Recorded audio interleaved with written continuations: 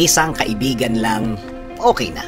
Oo naman, kapag nagkakaedad tayo, mas unti-unti nating nare-realize na totoo ang isang kaibigan lang, okay na. Isa o dalawa, kaunti lang.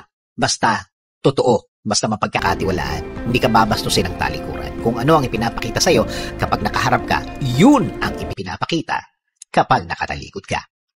Makaka-relate ang mga taong merong iisa o dadalawang kaibigan dahil ang mga taong ito ay kabutihan. Kabutihan at dulot sa iyo at sa iyong buhay. Nagkakaproblema kayo pero at the end of the day, nagkakapatawaran pa din kayo. Dahil nga binavalue ninyong dalawa ang pagkakaibigan nasa inyo ngayon. Maraming taon na ang dumaan at marami na ding mga pagsubok sa samahan nyo ang dumating pero baliwala. Hindi kailangan magkita araw-araw. Sa totoo lang, ang iba sa kanila, ang mga magkakaibigan, malayo sa bawat isa.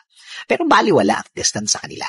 Nag-uusap pa din, pero hindi ganong kadalas. Pero kapag nag-usap at nagkita, parang hindi nagkahiwalay.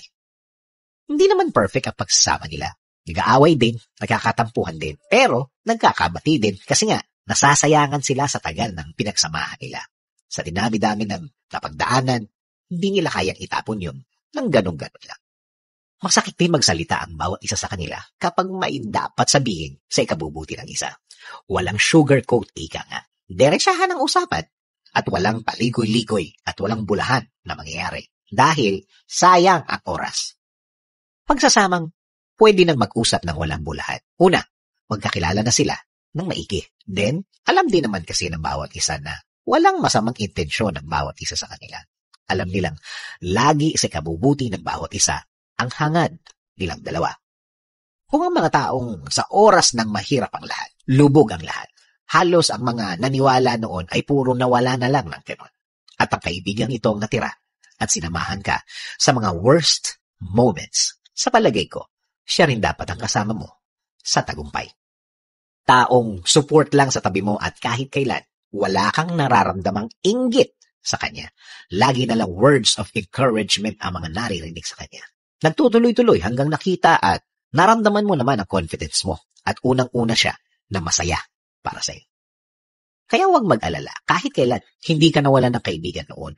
Ang mga nawala lang sa buhay ay mga kakilala, mga taong dumaan lang sa buhay. Ang totoong kaibigan mo ay yung andyan pa rin hanggang ngayon. Ulitin ko lang para ma-realize mo kung sino ang nawala. Ang nawala ay mga kakilala lang. Hindi sila kaibigan. Dahil ang kaibigan ay yung andyan pa din nakasakasama mo. Siya yung taong alam kong malungkot ka. Down na down ka. Yung may mabigat kang dinadala. Alam niya kung may problema ka. Dahil ang iba, hindi nila napapansin o hindi nila pinapansin. Alam niya, hihilahin ka niya sa isang sulok at tatanungin ka kung bakit di ka okay. Sabi nga sa Ecclesiastes 4:10, if either of them falls down, one can help the other up, but pity anyone who falls and has no one to help them up.